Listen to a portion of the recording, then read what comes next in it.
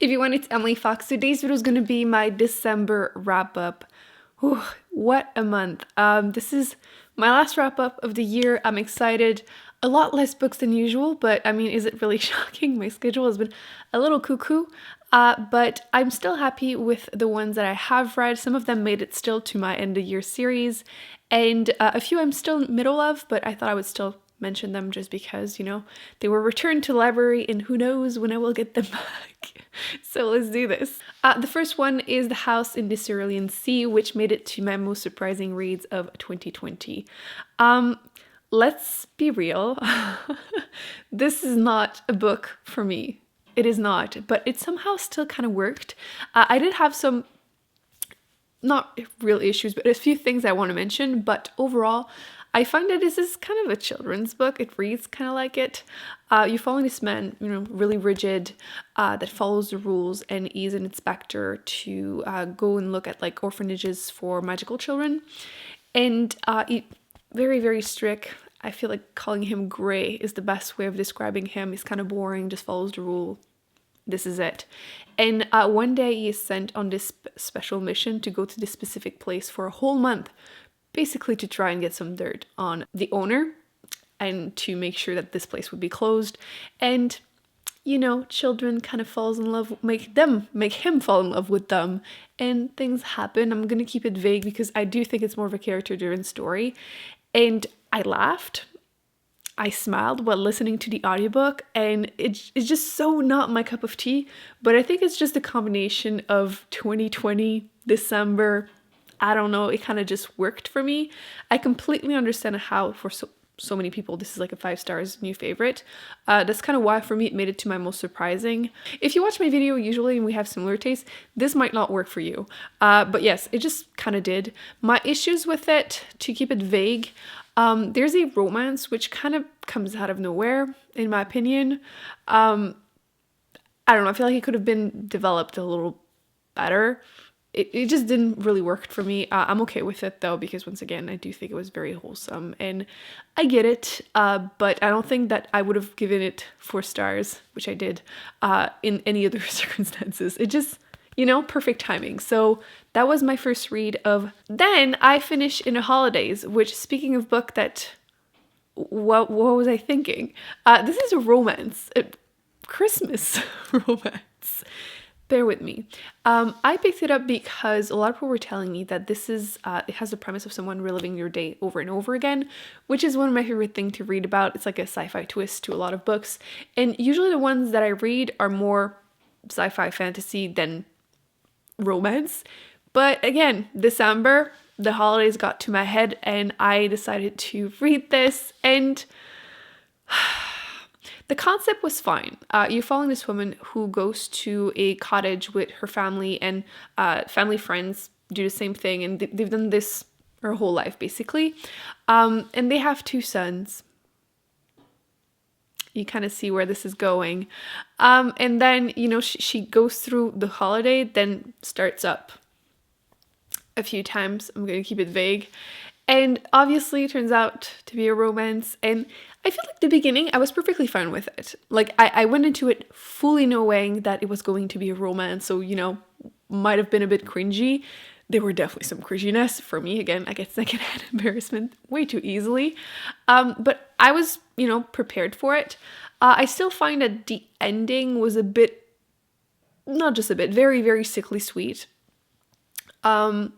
I didn't love it. I didn't hate it. I think I'm giving it like 2.5 stars. Like, it's definitely a me, but I was fully prepared for it. So if you are in the mood for like really sickly sweet holiday, you know, right now kind of book, and you like the idea of someone reliving their day or their week, whatever, give that one a shot. It might work for you, but yeah, I did it. I will include it in a video whenever I do a video about a bunch of, you know, the same premise, book about the same premise. Why am I struggling so much? Yeah, when I do it will be included in here, just, you know, for diversity, something for other people.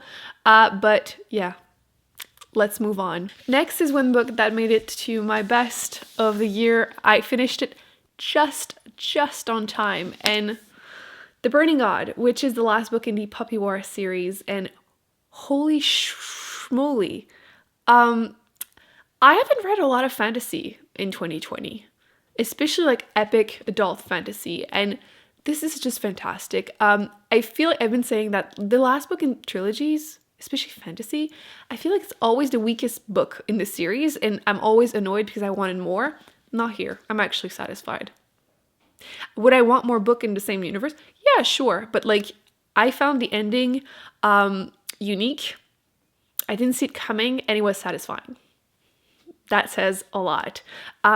Magical powers, the gods, they drive them crazy when they use magical power, but I feel like it starts with the magical school setting, I should say, in the first book, and then becomes so much bigger, and this is like epic war with whole continents, and I loved it. I just loved it. The main character is so morally gray and just not always likable, but like human. And some characters you really like, some characters you really hate, and then some of them you're just not sure if you are supposed to root for them or not, and I adored it. If you still haven't picked up The Popular, you need to. Absolutely worth it. I gave it 5 stars, which I don't do a lot. Speaking of which, the only book I have ever reread on Booktube. I just finished this again, I should say. I read it twice this year. To Be Thought Fortunate by Becky Chambers, which is such a special book for me. I'm fully aware this isn't going to be for everyone, but if this is your kind of tea, this is the good stuff. It's so good. It is a character-driven, take this everyone that says that I'm only into action-driven stories, adult sci-fi, where you're following 4 astronauts that are sent on a different solar system to explore 3 planets and 1 moon to see if they can find some life form. And you follow them through years and years of researching and cataloging what they find. And then I don't want to like ruin everything because it is super short. It's like 137 pages. It's short. But you just see them go through a lot in a short amount of time. And there is some positive, there's some negative, but for some reason, this just feels still comforting to me. There is a good amount of science in here, but I do think it is pretty accessible to everyone. The narrator basically is telling her story to everyone.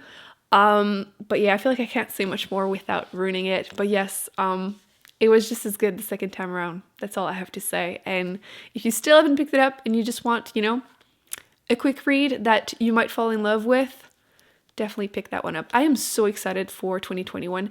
Becky Chambers is coming out with 2 new books. This is a standalone, by the way, but she's coming out with the first book in a new series, and then she's coming out with the 4th book in the Wayfarers series. So yes, please, I will read everything and anything she writes at this point. Okay, so now let's talk about 2 books that I'm currently reading. The first one is How to Change Your Mind, What the New Science of Psychedelic Teaches Us About Consciousness, Dying, Addiction, Depression, and Transcendence. I'm not super far into that one, to be honest. I think I was about 25% into it when it got returned to the library. I thought I was going to like it more than I currently am. I'm still hoping that, I will pick it up again and continue and get more into it because I am interested in the science behind it. But yeah, I'm not far enough, I guess, to really have much more of an opinion. So far, it's a little dry. I find that these kind of nonfiction are easier to listen to as audiobooks just because, again, sometimes it can be a little dry, so it's easier to push through in the audiobook format. So that's what I've been doing. But yes, it got returned, so I will have to put back my name on the waiting list. But it's pretty long, so we'll see. And the one I'm currently reading, but I was listening to it as I was getting ready to film this video. I'm about 60% into it, and it is The Body Keeps the Score, Brain, Mind, and Body in the Healing of Trauma, which is about trauma. I've seen it on a lot of lists of must-read nonfiction, and so far I'm actually really enjoying it. I feel like the first half is a lot about like the science, the science of what, has learned about trauma.